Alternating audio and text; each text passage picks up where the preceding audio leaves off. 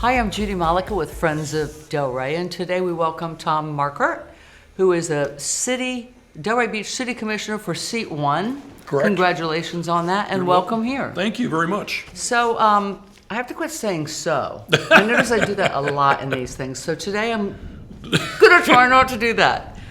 How long have you lived in Delray? And what made you decide to get involved in politics? Yeah. Well, we've actually lived in Delray for about 16 years. We had a house out west when we originally moved here when I worked for Office Depot. And we were there for about 14 years, and then my job took us to New York for 2 years, and we rented that house. Okay. And then when we came back to Delray, we bought a house in Lake Ida, and we've been there now about 4 years. So speaking of that house, I just went to a play at the Delray Beach Playhouse, and I know you're right there, and there's the most stunning plant in your yard. And you say that is a blue agave? Blue agave, it's what they make tequila from, actually. Wow. Yeah. It's just so beautiful. I want one. It's very sharp. Be careful. Don't touch it. Don't touch it? Okay. All right. When you started how long have you been doing it now? A year? A little over a year. Okay. March of last year. Were there any surprises once you got a little peek behind the curtain at City Hall? Well, I've never been in government before. So this was all brand new learning for me. I had to learn about the sunshine laws, and I had to learn about what you can and cannot do as an elected official. That was a little bit of a learning curve. In the corporate world, you get your team together before you had public meetings, and you'd figure out your position and what you were going to say, but you can't do that with the sunshine law. You have to do that out in the public in the meeting. So it's a bit of a different dynamic, but it works. We're making it work. Okay. Has there been any? I guess that was your biggest challenge, trying to figure out how you can't get it all figured out until you're sitting there in front of everybody? Yeah, that was it. I mean, I've been a CEO for the past 25 years, run big companies like Nielsen, and was the chief marketing officer of Office Depot. So I'm used to tackling big problems and fundamental problems and dealing with shareholders. Now instead of shareholders, you have to deal with residents. But they ask good hard questions, and you do your best to resolve their issues. With I know you talk about being the CEO, but I wondered, have you been able to really put any business practices to work in our city? Because I think everybody says, government needs to be run like a business, but it's not a business, it's a government. Yeah. Have you had any success in some business practices? Yeah, I think we have, actually. I mean, a lot of my background is marketing, so I've been trying to help the city market what we're doing. And I think we're doing actually right now a pretty good job. We've got a forum this Thursday to talk to the residents about what we're doing at our water treatment plant. And so we're stepping up our communications a lot, and we're getting really good feedback. I mean, we did a similar meeting a couple weeks ago at the golf course about the golf course, and we had a couple hundred residents there, and it was a great showing by the public. We laid out our plans. And then they had a chance to ask questions, and gosh, they asked great questions. They actually asked questions about things we hadn't thought about, and we were able to answer those questions kind of on the spot. And so that's how we would do it in the corporate world. So I've been doing that. Outside of the marketing stuff that I've been doing, I've been working really hard on communications, both written and oral in the city on other topics. And that's all stuff that, I just learned over my 20 years running companies. How so? Because you have a communications department. Yeah. Are you just doing things with regard to city commission or with regard to you, or sort of helping a program along? It's a little bit of all of that. I mean, I do a lot for the commission, but I also work with Gina Carter, who runs communications, and we collaborate quite a bit. She's terrific, by the way. So I work with her often, and she'll every once in a while come to me when she's got a problem that she wants my opinion on, and I make myself available for that 24/7. Good. Yeah. It takes a village. Yeah, it does. To run a village by the sea. You and the commission decreased the millage rate on the city's portion of the property tax, which isn't really huge, the city's portion of the property tax. Correct. But we're already sort of seeing it affect us in this upcoming budget. I'm worried that next year might be a challenge with regard to cutbacks in federal funds. Yeah. one-time funding disappearing, state elimination of funding for not-for-profits, and ongoing inflation. But we do have a lot of properties coming on board too. Yeah. So that's going to increase our tax base. I don't know how many are set to CO in the next year. Yeah. We're working on those numbers right now, and you're right. We did decrease the millage last year, which was good. Put a little bit of money back in our residents' pockets, which I think is good. It wasn't a ton, but it was in the right direction. Your point is a really good one about federal and state funding being cut back. One of my concerns is the cutbacks that FEMA has made. Our city's going to need to be prepared to pretty much take care of itself in those situations because FEMA's been cut way back, and that's happened with a lot of the state and federal agencies. So one of the things that I'm going to be concerned about as we're finalizing the budget is making sure that we don't dip into the reserves anymore. Because we took some money out of the reserves last year, not too much, but there's enough in there right now that if we hit a big bump in the road, we'd be okay. But I don't want to be in a situation where FEMA doesn't come to our rescue and we're left to our own devices. I don't want that. So we're going to be very careful about that. Okay. I think we're in a better position, than the West Coast with regard to storm surge. So far, and particularly since we don't have an inlet, right? Right. Thankfully, in Delray. No, thank God. But like I said, we have to be in a position as a city that we're capable of taking care of ourselves if we're hit with one of those major category storms. Strong fire and police. Strong fire and police. Yeah.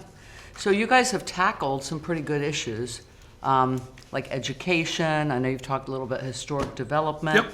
What's the status on some of the things you feel like you've tackled? And education has gotten onto our agenda. We've had a lot of presentations on it, and we're working with the county to try to figure out a better game plan going forward. Our test scores in our city are not where we want them to be. They're not. And we have to get to the bottom of it. We'll work cooperatively with the county. I mean, it's a shared problem. It's a shared opportunity. So I feel good about that. I feel very good about our plans for the water treatment plant. The plant is 62 years old. It's old. Mr. Hajimiri is going to talk about the water treatment plant and what it's going to look like and what it's going to do and how we're going to fund it. And we're going to have the honest discussion. Rates are going to go up a little bit, but we're going to have much higher quality drinking water, and it'll be much safer for our community. So it's a good trade-off. We'll probably have to float a bond in order to afford it, but that's okay too. Definitely going to have to float a bond in order to be able to afford it. Wow. Yeah. It's a big undertaking, but it's something that our city desperately needs, and we're gonna get it done. And then the other thing that doesn't come up very often is hardly anybody knows we actually own a cemetery in Delray. I do know that. And it's going to be full next year. Okay. And so, didn't you just create a mausoleum? Well, we have plans to build a mausoleum, but not all religious entities are in love with mausoleums. So we're trying to come to grips with the different religions to make sure that we can meet the needs of the entire community. So a mausoleum will help, but it won't solve all of our problems. Could I have a statue of myself put there somewhere? I think a big gold one with wings and would be the best. I mean, everybody has to think about those things, but yeah, it's something you don't love to have to think about. Yeah. So, we talked a little bit about the golf course. We happen to own 2 golf courses, and the one that's the beautiful one off of Atlantic hasn't had any repairs in 25 years. And it gets so much play. It's full all the time, and the rates are really low because the experience isn't that great because the grass is chewed up and all of that. Carts are bad. Path is bad. All bad. So we're in the midst of figuring that out, and we're actually probably going to close that golf course in the fall because we have to plant the grass, the new grass, in January. We would love to push it to the off season, and that was one of the questions we got at the event. Could we push it a little bit further so that we don't lose the season? But unfortunately, the growing period for the grass is January through April. So you got to be in the ground in January. But you have to have the sprinklers and all that stuff put in first, right? Correct. So you have to close it much in advance of January. We do, and we have to It can't just happen like that. And we have to be very careful over there. We don't have a reservoir in Delray Beach. We have 18 wells scattered around the city. 9 of them are at the golf course. No. So we're going to have to be very careful as we're disturbing soil and things that we don't mess with our existing water supply. Wow. And some of that infrastructure needs to be replaced as well, right? Oh, While we're digging things up. It's a complete do-over. We're going to redo the clubhouse. And interestingly enough, at that meeting that we had with the residents, that they really want the clubhouse fixed up. Apparently we do a lot of weddings there, and it could be a real great wedding destination for our residents. And we have the square footage and all that. It's just the conditions are just not. I've done events there. There's a fabulous event, but if it ever, like some of the other golf courses, if it ever opened up such that you could see the golf course outside, that would make that would bring the level up quite a bit. I don't even know where it's facing. But that would be a nice thing. And we had a couple. But that's a rebuild, though. Oh, it is. That's a rebuild. And we had a couple of. We haven't made up our mind on this yet, but we had a couple of residents actually say to us, "Why don't we put a small boutique hotel on top of the clubhouse, so that when we are hosting these weddings, that the bride and the bridal party has a place to stay." Be careful. Sounds like public-private partnership to me.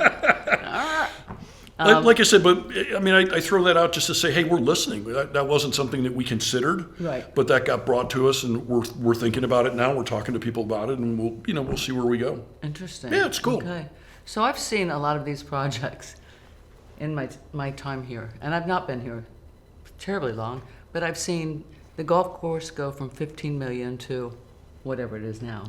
I've seen the water treatment plant go to a certain number of million to whoa, what it is now. And I know the PFAS got added in there, so that's an additional expense. And I know that everybody blames COVID and price increases. Yeah. But I kind of blame kicking it down the road too. We got to get it done. And that's been one of the challenges that this commission has had. We have an unusually large number of large projects that we're trying to tackle. I mean, these are not, any one of these would be a good project for a year all by itself. Yep. Pompeii, water, golf. Okay. Yeah, it's just education. I mean, these are all big projects, but you have a commission that is genuinely committed to getting these projects done. So we're gonna plow through, and we're gonna get them all done. I kind of feel like these big projects need a liaison between the city, not just the contractor, but maybe, I don't know, another Jeff Orrs or another assistant city manager, somebody that's just looking at projects, just checking in on those, and then bringing the information back to the commission to let you guys know what's going on. That is not a crazy idea. I know, right? I've not heard that before, but I'm gonna steal that idea and workshop that one, because I think that would be very helpful. Oh, and the other thing that we didn't talk about is Old School Square. And the Old School Square is doing great now with all the concerts and everything outside, and the museum's great, and we've got the classrooms open finally, but our theater's not open yet. And that's another big chunky project that.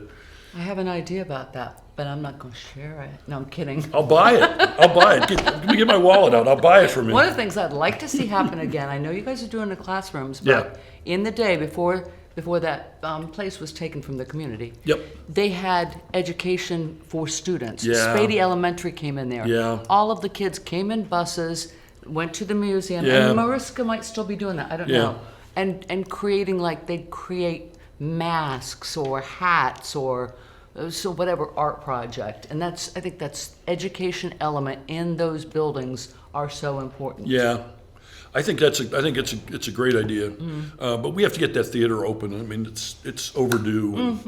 It's Old School Square is just a jewel for our community, and it is doing what we always hoped it would do. The DDA is programming a lot of those events, and it's bringing people into our city. And they come into our city, they go to the Tin Roof, they go to eat, they go down the Ave and shop. I mean, it's doing what we want it to do, but we're missing the theater right now. Got it. And we're going to have to find a way to get that done. Investment, more money. You might raise taxes. Just kidding. Try not to. I don't want to in this day and age, that's for sure. But I know. But like I said, unfortunately, this is the job. We have a bunch of big projects all hitting at the same time. Well, I love all your information you're bringing. I love the enthusiasm you're bringing. I had a couple more questions then I'll save for the next time, but I want to hear about your FBI thing. Sure. Right? I know that you went to FBI Citizens Academy and the DEA, what's that, Drug Enforcement Agency? What are those things like, the Citizens Academy? Yeah. What's it like? Yeah, I'll fill you in on all that. Right. I run an FBI company called Infrog Guard. Infrog Guard was founded 29 years ago by the FBI. It is by far their premier public-private partnership. We've been referred to as a force multiplier for the FBI. Director Ray had said that about us. And what we do is we run a program where we have 40,000 members in the United States and Puerto Rico. They're all U.S. citizens. Okay. And they've all been fully vetted with a complete background check by the FBI. How many? 40,000. So there's 40,000 people that have had this complete background check. Yep. And now what? We then take information that the FBI will share with us that is non-classified on a variety of topics. It started out in the IT space with ransomware and cyber attacks, but now as the remit of the FBI is widened, now we share information on crimes against children, active shooters, any topic that the FBI has where we can push that information out to citizens so that they can be 40,000 vetted citizens. So they can be more aware of their surroundings and be better eyes and ears for the FBI. Interesting. Yeah, it's a great program. Wow. Yeah, and I don't have a law enforcement background, but my oldest son and his wife are both FBI. My brother-in-law is the assistant special agent in charge of the Washington field office. And wow. I got into the Infrog Guard program about 4 years ago as a member. I then ran the South Florida chapter for 2 years, and now I run the national group. We have 76 chapters around the United States. Each chapter is located next to one of the large FBI field offices. So is it kind of like the guys that used to have the CB radios in their basement? It's a little bit like that. It's a throwback. I'm old enough to know what that means. Oh yeah, you're right. Some people maybe aren't, right? But it's like, right, it's citizen involvement and yeah. Okay. Yeah, and the program is, we're working to expand it. I mean,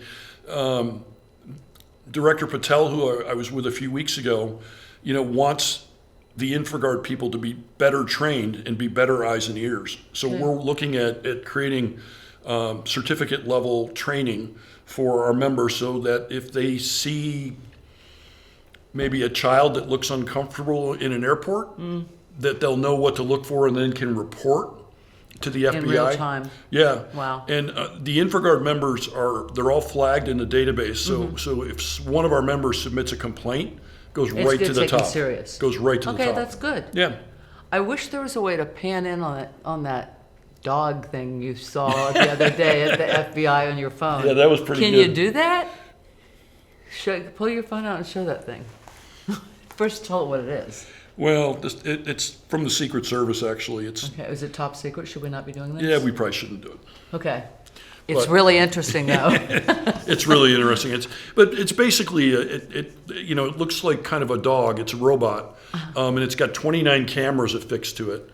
And kind of like my Tesla. It can walk around, and there'll be somebody in a monitoring center who's watching all the images, and it's a very efficient way of making sure things are safe. Okay. They also have plans to use it in bomb situations rather than send a human in. That makes sense. Hostage negotiations, they can use it to go in on those situations just to keep the men and women of the Secret Service and the FBI safe. Safe and out of harm's way. Yeah. Wow. Yeah. Amazing what we can do.